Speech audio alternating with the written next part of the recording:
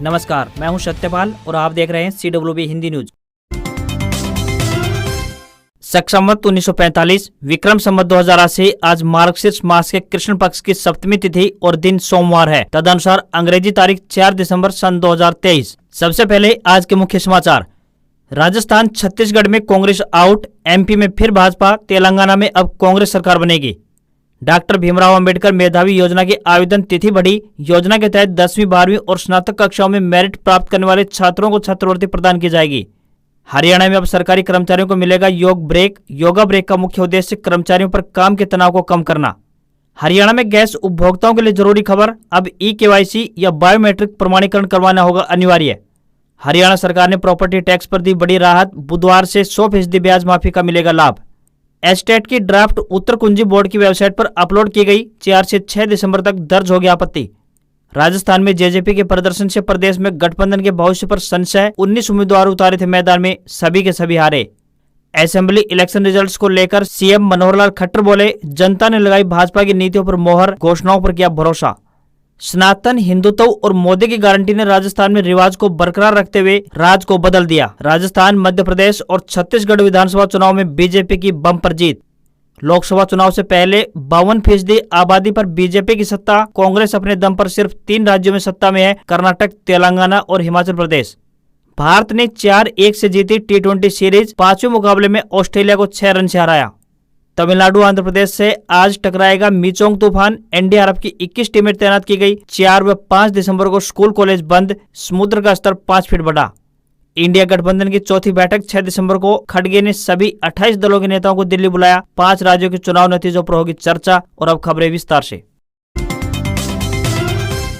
हिमाचल प्रदेश में बर्फबारी के कारण हरियाणा में ठंड बढ़ने लगी है, जिसका असर साफ देखने को मिल रहा है। राज्य का न्यूनतम तापमान सामान्य से 2.7 डिग्री गिर गया है। शनिवार को यमुनानगर और फतेहाबाद इस सीजन के सबसे ठंडे शहर दर्ज किए गए हैं। दोनों शहरों में न्यूनतम तापमान 10.4 डिग्री सेल्सियस रहा। वहीं सुबह प्रदेश के लगभग सभी शहरों में भारी धुंध छाई रही। आलम यह है कि अंबाला, यमुनानगर, करनाल, कैथल और रोहतक में विजिबिलिटी 10 से 50 मीटर तक रही। कुछ इलाकों में 11 बजे के करीब धूप निकली, लेकिन गर्मी का कोई खास असर नहीं दिखाई दिया। पूरे दिन कंपकपी बनी रही। हरियाणा में मौसम आमतौर पर 7 दिसंबर तक खुश्क रहने की संभावना है। इस दौरान हल्की गति से उत्तर पश्चिमी हवाएं चलेंगी, जिससे राज्य में दिन के तापमान सामान्य के आसपास रहने, परंतु रात्रि तापमान में हल्की गिरावट होने की आशंका जताई गई है। कहीं कहीं अल सुबह हल्की धुंध रहने की भी उम्मीद है।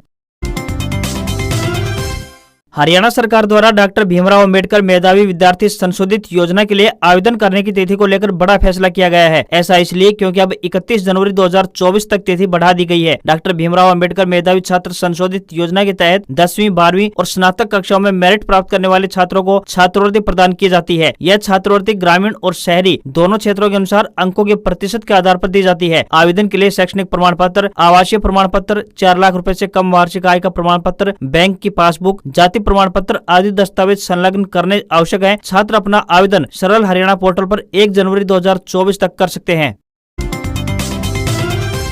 हरियाणा सरकार ने अपने कर्मचारियों के स्वास्थ्य का ख्याल रखने को लेकर एक बड़ा ऐलान किया है। सरकारी कर्मचारियों को काम के दौरान योगा ब्रेक देने का बड़ा फैसला लिया गया है। सरकारी दफ्तरों में कर्मचारियों को योग ब्रेक मिलेगा। हरियाणा सरकार का कहना है कि इस योग का काफी लाभ मिलेगा। इसके लिए हरियाणा सरकार सभी सरकारी कार्यालयों में योगा ब्रेक यानी कि वाई ब्रेक लागू करने जा रही है। इस फैसले के तहत सभी अधिकारियों और कर्मचारियों को हर दिन 5 से 10 मिनट तक ऑफिस में योग करना होगा। सभी विभागों को इसकी शुरुआत करनी होगी। सभी कर्मचारियों को उनके कार्यालय समय के दौरान 10 मिनट का योग अवकाश मिलेगा। उच्च शिक्षा निदेशक ने अपने अधीनस्थ महाविद्यालयों में इसकी शुरुआत भी कर दी है। योगा ब्रेक का मुख्य उद्देश्य कर्मचारियों पर काम के तनाव को कम करना और तनाव मुक्त वातावरण प्रदान करना है, ताकि काम बेहतर तरीके से किया जा सके।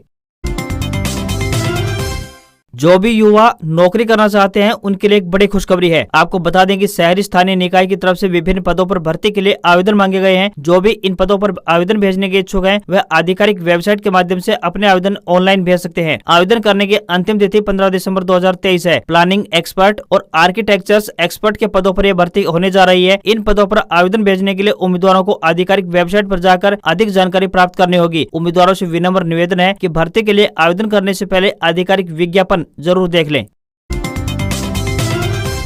हरियाणा में गैस सिलेंडर उपभोक्ताओं के लिए एक जरूरी खबर सामने आ रही है। एलपीजी गैस सिलेंडर पर सब्सिडी प्राप्त करने के लिए उन्हें अब ई-केवाईसी यानी बायोमेट्रिक प्रमाणीकरण करवाना अनिवार्य होगा। इसके लिए उपभोक्ताओं को गैस एजेंसी कार्यालय पर विजिट करनी होगी और इस प्रक्रिया को पूरा करना होगा। कर्मचारियों को निर्देश दिए गए हैं कि वे सभी उपभोक्ताओं को ई-केवाईसी की जानकारी दें ताकि उन तक सब्सिडी का लाभ पहुँचाया जा सके। प्रधानमंत्री उज्ज्वला योजना के अलावा सामान्य गैस उपभोक्ताओं को भी बायोमेट्रिक प्रमाणीकरण करवाना अनिवार्य किया गया है। इस प्रक्रिया को पूरा करने के लिए वितरक के पास जाकर ई-केवाईसी करवाना होगा। इसके लिए गैस एजेंसियों के द्वारा एलपीजी उपभोक्ताओं को अंगूठा या फिर आंख के माध्यम से बायोमेट्रिक किया जाएगा। कर्मचारियों को निर्देश देते हुए कहा गया है कि गैस एजेंसी में आने वाले सभी उपभोक्ताओं को इस बारे में जागरूक करें ताकि इस अभियान को जल्द से जल्द पूरा करने में सफलता हासिल हो सके। हरियाणा में अब पुलिस का एक फीडबैक सेल शिकायत करने वाली महिलाओं से भी फीडबैक लेगा। किसी भी प्रकार की शिकायतों का समाधान हर सप्ताह संबंधित थाने की टीमों के द्वारा किया जाएगा। हरियाणा के डीजीपी शत्रुजीत कपूर ने कहा कि महिलाओं की सुरक्षा हरियाणा पुलिस की प्राथमिकता होगी। ऑटो रिक्शा वालों पर सख्ताई की जा रही है। डीजीपी शत्रुजीत कपूर ने कहा कि साइबर अपराध पर नजर रखने के लिए पंचकुला स्थित पुलिस मुख्यालय में एक साइबर अपराध निगरानी टीम गठित की जा रही है। लोगों को जागरूक भी किया जा रहा है। जागरूकता ही बचाव की अहम कड़ी है। डीजीपी शत्रुजीत कपूर ने कहा कि देर रात के दौरान कामकाजी महिलाओं को पूर्ण रूप से सुरक्षा प्रदान करने के लिए Haryana police trip monitoring system पर काम कर रही है, जिसके तहत संकट में फंसी कोई भी महिला सहायता के लिए पुलिस से संपर्क साध सकती है। इसके लिए आप 112 यानी कि 112 नंबर डायल कर सकते हैं। थाने और पुलिस चौकियों पर आने वाली फरियाद की समस्याओं का एक सप्ताह के भीतर समाधान करने का लक्ष्य रखा गया है। इसके अलावा उन्होंने कहा कि हर शिकायतकर्ता से फीडबैक लिया जा रहा है। नूंह जिले में भी लोगों से इसी तरह का फीडबैक लिया गया है।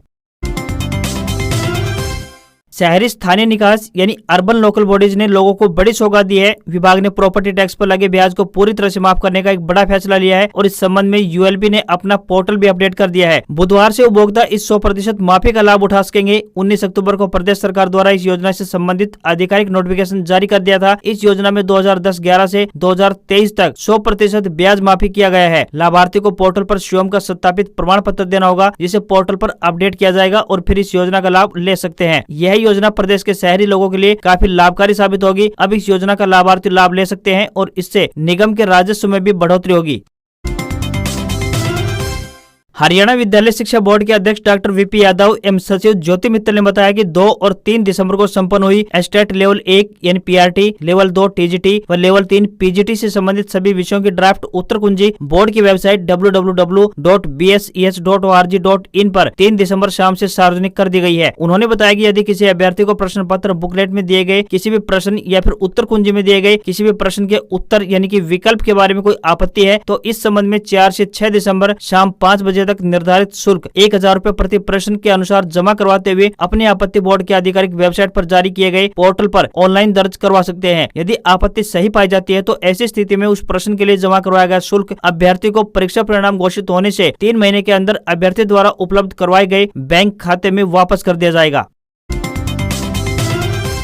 राजस्थान विधानसभा चुनाव में जेजेपी के खराब प्रदर्शन का असर अब प्रदेश में गठबंधन पर पड़ सकता है। जिस प्रकार से भाजपा ने छत्तीसगढ़, राजस्थान व मध्य प्रदेश में जीत हासिल की है उससे साफ है कि हरियाणा में भी भाजपा को किसी सहारे की आवश्यकता नहीं है। पूर्व केंद्रीय मंत्री चौधरी बीरेंद्र सिंह तो पहले ही गठबंधन का विरोध कर रहे हैं। इसके अलावा हरियाणा भाजपा के नेता भी ज्यादातर गठबंधन के पक्ष में नहीं है। अब यह नेता गठबंधन का सहारा लेने से किनारा करते हुए नजर आ सकते हैं। दुष्यंत चौटाला ने कहा कि राजस्थान विधानसभा चुनाव में जेजेपी ने 19 विधानसभा सीटों पर अपने उम्मीदवार मैदान में उतारे थे। सभी उम्मीदवार चुनाव हार गए हैं। कई सीटों पर हमारे उम्मीदवार दूसरे व तीसरे नंबर पर रहे हैं। यह बहुत बड़ी बात है। राजस्थान तक जेजेपी के चुनाव चिन्ह पहुंचा है। राजस्थान के लोगों को भी जेजेपी के बारे में पता चला है। आपको यहाँ पर बताते चलेंगे इस बार 25 सितंबर को चौधरी देवलाल की जयंती भी राजस्थान में ही मनाई गई थी। दुष्यंत चौटाला ने कई बार कहा था कि इस बार राजस्थान विधानसभा का ताला जेजेपी की चाबी से ही खुलेगा, लेकिन ऐसा नहीं हो पाया। जिस प्रकार राजस्थान, छत्तीसगढ़ और मध्य प्रदेश में भाजपा की जीत मिली है उससे साफ है कि हरियाणा में भी भाजपा अब अकेले चरों की नीति पर चुनाव लड़ेगी। हरियाणा के मुख्यमंत्री मनोहर लाल खट्टर रविवार देर रात 10 बजे हिसार के नागरिक अस्पताल का औचक निरीक्षण करने पहुंचे। इस दौरान गाड़ी से उतरते ही वे सीधे आपातकालीन कक्ष में गए और मरीजों का हालचाल जाना। इस दौरान उन्होंने मरीजों से इलाज की सुविधा के साथ साथ दवाइयां मिलने की बात पूछी। साथ ही पूछा कि क्या इलाज के नाम पर किसी ने पैसे लिए हैं या नहीं। इस दौरान नर्सिंग ऑफिसर किरण और मंजीत ने बताया कि यहाँ पर स्टाफ की कमी है, जिस कारण मरीजों की देखभाल करने में परेशानी होती है। इसके अलावा डाटा एंट्री ऑपरेटर न होने के कारण भी उन्हें खुद एंट्री करनी पड़ती है। अस्पताल में नर्सिंग, चिकित्सक और टेक्निकल स्टाफ की कमी पर उन्होंने अधिकारियों को नई नियुक्तियों के निर्देश भी जारी कर दिए हैं। इसके अलावा उन्होंने कहा कि जिनके आयुष्मान कार्ड नहीं है, जल्द ही उनके आयुष्मान कार्ड भी बनाए जाएंगे। नागरिक अस्पताल की पार्किंग से वाहन चोरी और नशेड़ियों का अड्डा बनने पर किए गए सवाल के बाद तुरंत सीएम ने एसपी को फोन लगाया। इस दौरान उन्होंने अस्थायी तौर पर अस्पताल में पुलिस कर्मियों की नियुक्ति और गश्त बढ़ाने के भी निर्देश जारी किए हैं। हरियाणा सरकार ने कॉन्ट्रैक्ट कर्मियों की तैनाती नीति 2022 में महत्वपूर्ण संशोधन किया है। चयन मापदंडों में इन संशोधनों का उद्देश्य भर्ती प्रक्रिया को और अधिक समावेशी और कुशल बनाना है। इस आशय की अधिसूचना मुख्य सचिव श्री संजीव कौशल ने जारी कर दी है। अधिसूचना में कहा गया है कि उम्मीदवारों की मेरिट सूची अब वार्षिक पारिवारिक आय, उम्मीदवार की आयु और सामाजिक आर्थिक मानदंड, कौशल योग्यता, सामान्य पात्रता परीक्षा, पूर्व राज्य अनुभव आदि स्कोरिंग मापदंडों के आधार पर तैयार की जाएगी। हरियाणा परिवार पहचान पत्र प्राधिकरण द्वारा सत्यापित उम्मीदवार की वार्षिक पारिवारिक आय के आधार पर अधिकतम 40 अंक होंगे, जिसमें 1 लाख रुपए तक 40 अंक, 1,01,000 से 1,80,000 रुपए तक 30 अंक, 1,80,001 से 3 लाख रुपए तक 20 अंक, 3,01,000 से 6 लाख रुपए तक 10 अंक की स्कोरिंग होगी। नौकरी की सिफारिश के समय उम्मीदवार की उम्र के आधार पर 24 से 36 वर्ष तक 10 अंक तथा 36 से 42 वर्ष आयु में 5 अंकों का लाभ दिया जाएगा।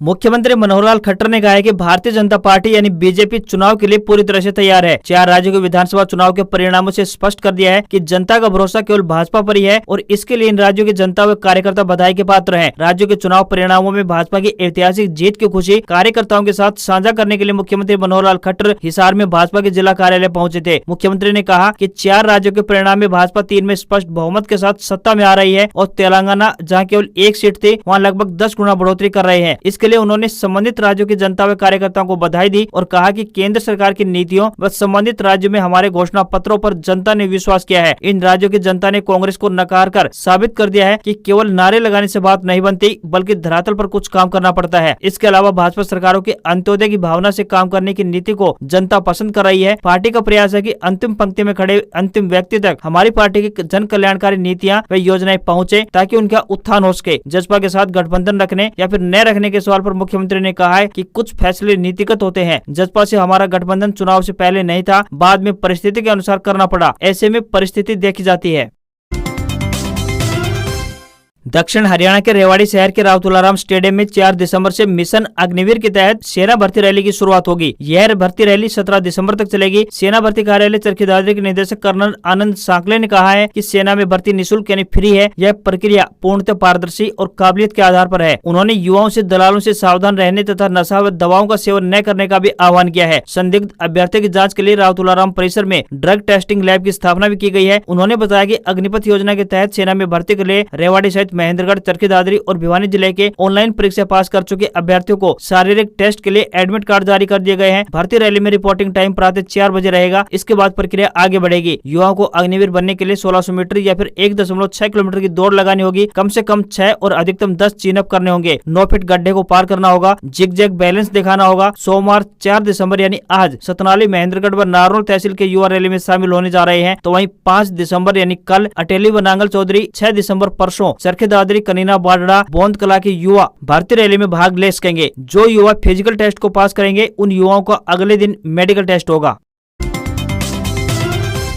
राजस्थान, मध्य प्रदेश और छत्तीसगढ़ विधानसभा चुनाव में बीजेपी की जीत के बाद दिल्ली में पार्टी हेडक्वार्टर पहुंचे प्रधानमंत्री श्री नरेंद्र मोदी ने कहा, कुछ लोग तो कह रहे हैं कि आज की इस हैट्रिक ने 24 की हैट्रिक की गारंटी दे दी है। इस चुनाव में देश को जातियों में बांटने की बहुत कोशिशें हुई। मैं लगातार कह रहा था कि मेरे लिए देश में 4 जातियां ही सबसे बड़ी जातियां हैं। ये है हमारी नारी शक्ति, युवा शक्ति, किसान और हमारी गरीब परिवार। इन 4 जातियों को सशक्त करने से देश सशक्त होने वाला है। आज भी मेरे मन में यही भाव है। मैं अपनी माताओं, बहनों और बेटियों के सामने, अपने युवा साथियों, किसान भाइयों के सामने, गरीब भाइयों के सामने नतमस्तक हूँ। चुनाव नतीजों से एक बात और स्पष्ट है कि देश की युवा पीढ़ी सिर्फ विकास चाहती है। जहाँ की सरकारों ने युवाओं के खिलाफ काम किया है, वे सरकारी सत्ता से बाहर हुई है, चाहे छत्तीसगढ़ हो, राजस्थान हो या फिर तेलंगाना हो। नरेंद्र मोदी ने कहा कि इस चुनाव में देश की बहन बेटियों ने भाजपा की विजय की जिम्मेदारी उठा ली थी। आज मैं उनसे बहुत विनम्रता से कहूंगा कि बीजेपी ने आपसे जो वादे किए हैं वह 100% पूरे किए जाएंगे और यह मोदी की गारंटी है। और मोदी की गारंटी यानी गारंटी पूरा करने की गारंटी।